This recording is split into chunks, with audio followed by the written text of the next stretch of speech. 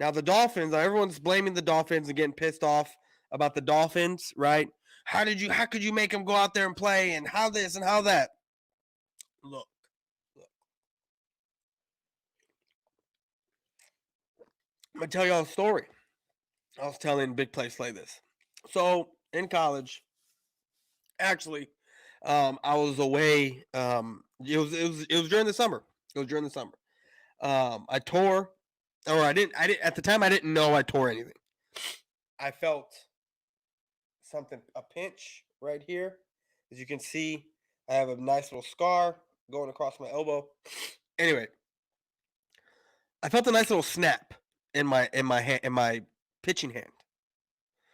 Well, it got better as the summer went on, kind of healed itself. Okay, cool. Kept throwing, kept pitching. Went away. Then the summer ended. Came home, pitched in a few games here because we had some tournaments going on. This is before I went to college.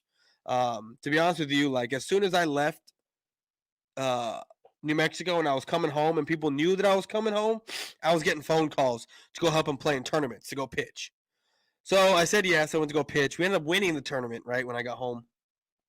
Pitched in the championship game. Well, anyway. I go off to college. I start throwing the ball. I start pitching again. And I start having pain in my elbow. Again, like the same pain that I had before. But it was like every time I threw, it just hurt. It hurt. Like it's like something was ripping in my elbow. I didn't know what it was. Finally, said something to the coaches. Said, hey, look, I have this pain in my elbow. I don't know what the deal is. They sent me to the trainer's room. Told the trainer what was going on, what was hurting. They did like stimulation type of treatment. They massaged it. They put ice on it. All this stuff. I got all this treatment. Said I was good to throw. I'm good. I'm okay. Should go away. Yada yada yada. I told him because I didn't know what it was. Didn't know what it was. So that happened. Well then, it's a non-conference game. And I'm going to go pitch. And I pitched like 2-3 innings. And after that last inning, I pitched. I threw. It was good. I pitched a good game, like because it was like it was right before conference started, so like we were still getting some work in. So in those 3 innings, I did very well. But the very next day, I woke up and my elbow looked like there was half a baseball in my elbow. That's what it looked like.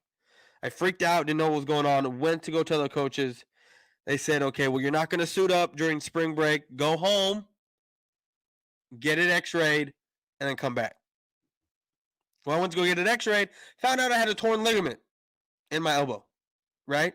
The doctors, the training staff had cleared me of everything. Said I was good to go, but I knew even though I was pitching or when I would throw, I was still having pain, like I was having significant pain in my elbow.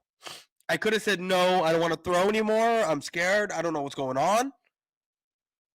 I need to go get this fixed and x-rayed and yada. But I didn't. I didn't do any of that. I just went out there and played. And then I aggravated my elbow more, which caused me to need surgery and ultimately have me out for a year and a half. Because about a year goes by that you need surgery, right? I mean, you get your surgery, you do your before you even do rehab, like 6 months have gone by. Like, it's about 3-4 months, 4 or 5 months actually that go by, and then you finally get into rehab after 6 months. Start doing your rehab, everything else. Then a year goes by of rehab, and then finally you're able to go back to school. So 2007, right, was when I ended school, and then 2009, 2 years later, I actually went back to school to go play ball. So everyone that's sitting here saying like, "Oh, it's the Dolphins' fault. He's this, it's that," I'm not saying it's the Dolphins' fault. I'm not saying it's Tua's fault.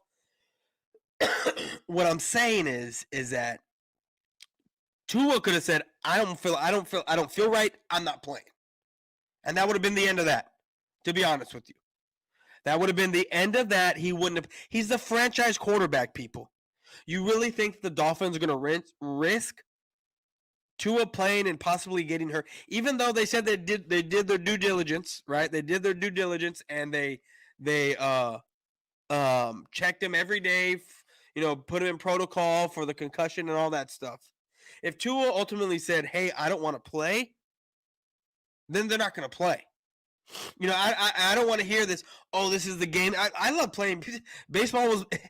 Was my first love. Are you kidding me? Been playing the game since I was 5. Started throwing a baseball when I was 3. Baseball was life for me. Baseball was life for me. You want to know what it's like being hurt and not being able to throw and watching other kids, and well, at the time when I was a kid, do things that you wanted to do and couldn't anymore? And then after that heals, because I was throwing funky for about a year, or for about 7-8 months, my shoulder was then compromised.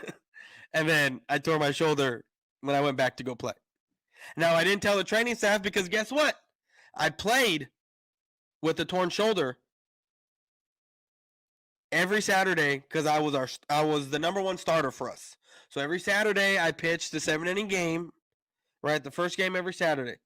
And what would I do? I would take 2 ibuprofen before I played. Well, before I even threw the ball. I take 2 ibuprofen after I did warm-ups. Now that's 4 already ibuprofen. I took 2 more ibuprofen after I did my bullpen to warm up. That's 6. And I took 2 more right before I went to go throw. That's 8 ibuprofen every Saturday. And then I just took 2 more just to make sure like the pain didn't come back during the game. So I would take anywhere from 8 to 10 ibuprofen every Saturday when I was pitching down in my second college I went to. So like I said, it's not Tua's fault, and it's not the Dolphins' fault. And I hate this emotional reaction, right, that I see on Twitter, and it's laughable. It's laughable. Nothing is going to happen to the Dolphins. Look, all these people are up in arms about the Dolphins this, the Dolphins that, yada, yada. But yet, guess what? They're still going to show up on Sunday watching football. They're still going to show up on Sunday, and even though they're saying the NFL this, the NFL that, F this, F that, whatever, guess what? They're still going to show up and watch every Sunday, every Thursday, and every Monday. And then those special games on Saturday. That, ladies and gentlemen, is what's going to happen. So that's what I wanted to say about Tua, was that it's not his fault. It's not the Dolphins' fault. Tua could have said, I don't want to play. The Dolphins said they did what they did. And if there's record of them showing that they checked on Tua and Tua was cleared, there's nothing the NFL can do. Or not the NFL. There's nothing that anyone can do. This emotional shit really makes me laugh. It makes me gag. I don't care if that makes me sound cold-hearted or what. The NFL is a business. The assets are the players. You really think that the Dolphins are going to make a bad business decision by putting Tua out there when they know that he was on concussion protocol, or that he had trauma to the head? And I get it. The man was stumbling, right, when he got up. But hey, I've taken blows to the head. I've hit my head and I've got up and I stumbled a little bit. Don't mean I had a concussion. Okay, look, I'm going to tell y'all another story real quick. I was in high school. And it was a summer team. It was my summer league team that I played with, my dad's team. Dad's the coach. We're playing another high school because our high school, what it was a bunch of kids, right? Because this is the way it was back then. It was, you make the high school team, then in the summer you play with your high school team, pick up games and yada yada, whatever, right? So we were playing another high school. It was another pickup game. Like my dad, myself, a lot of us the parents are a tight-knit baseball community and no umpires here and there and yada yada, right? So I want to say it was 2004, 2005. I want to say it was 2005. We're playing another high school pickup game, right, during the summer. And we're playing with what we used to call an extra hitter. And